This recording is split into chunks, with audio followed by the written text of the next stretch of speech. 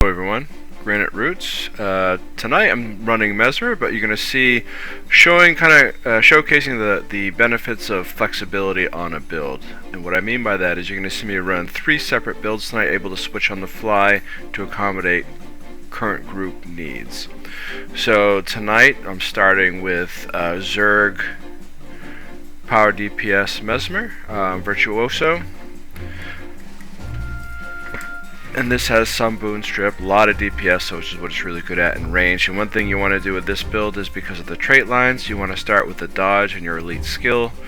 Even though it's considered range or missiles, it actually, when you dodge before you do that, the trait gives it an unblockable status, so it just rips through reflex and everything, so it's kind of useful.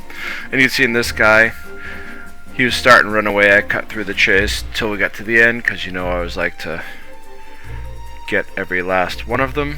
And this guy actually must have been running some kind of healer support build, because it takes a while to get him down. So good for him.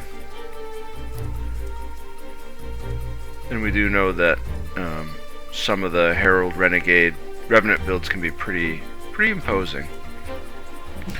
Okay, here they're in our bay. We're gonna come along. This is gonna be cool. You can see 2 bubbles come up. Dynamite covered their whole zerg.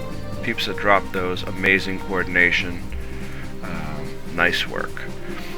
And of course I did my dodge, dropping that. Look at all those numbers, so I'm helping taking them down. So you can see how much damage this spreads out in a zerg, so it can be very useful, especially when they're grouped up. And we see them keep going down.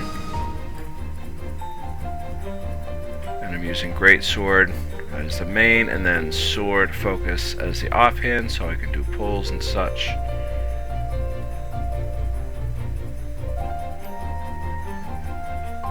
Okay, and skill 1 is great for focusing down enemies, and sometimes when I'm in the thick of it, you'll see me use skill 5 with the sword barrier thingy.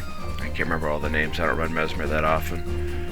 I used to run Chrono a lot, just not Virtuoso, so that's kind of new to me. Alright, here we're trying to take a camp. I'd swap to a heal build, so that was a DPS Zerg build, and now this is a heal build, and I'm going to hit them with Null Field. Then I'm going to continuum split with Gravwell, so I can double up on the Gravwell. I always want to drop Null Field first, so hopefully if they have stability or boons, I can strip some of those and catch them in the Gravwell. Here comes a second Gravwell, a little too late, but there it is nonetheless. And we're going to finish this off.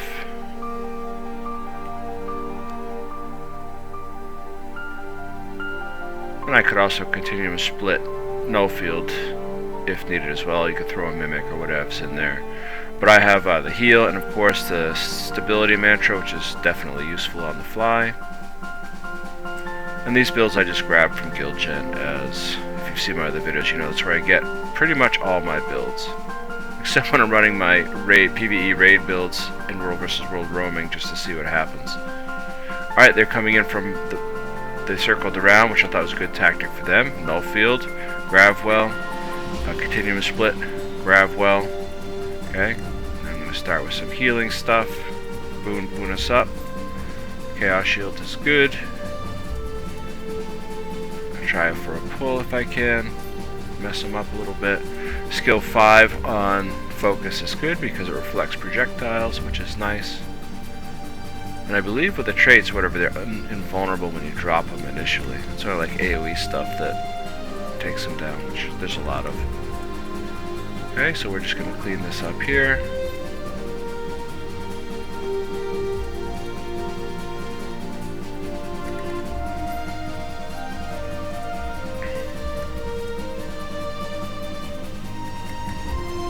And of course, I'm going to stay behind and try and fight a healer with a healer, because that's my mentality.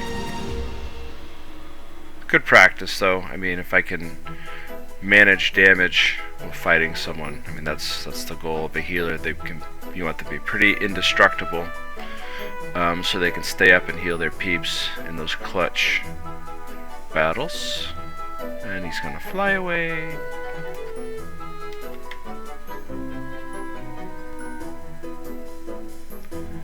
Okay, here we're gonna try to come around the side and surprise them. Waiting for for that upper group to kind of push down and we can take the pressure off our allies.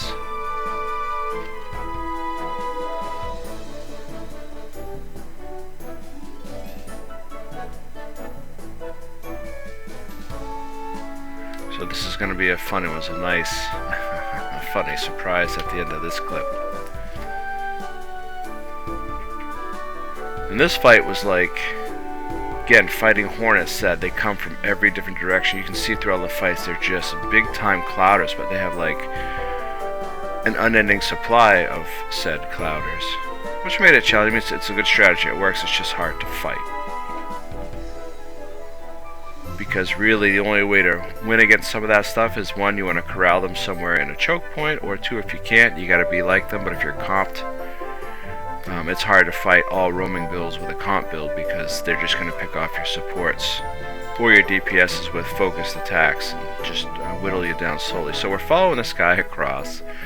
He's a firebrand, so he's trying to get to the jump pad, and he almost gets here, but we take him out, which is great. But I make a silly mistake, which I knew better. I was thinking this the whole time. He goes down here, go for the stomp, like he could probably blast me back. I'm like, ah, well, I'm gonna risk it. Well, you know what? I should have blasted some stability, because here I go.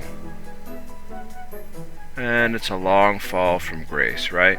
And there's my frowning face. This was interesting. So again, working on the fly, I was running back. That was right after that instance. I'm running back to meet my peeps and grab some supplies. See two guys coming up. Think I'll just run. I won't deal with them. Like, you know what?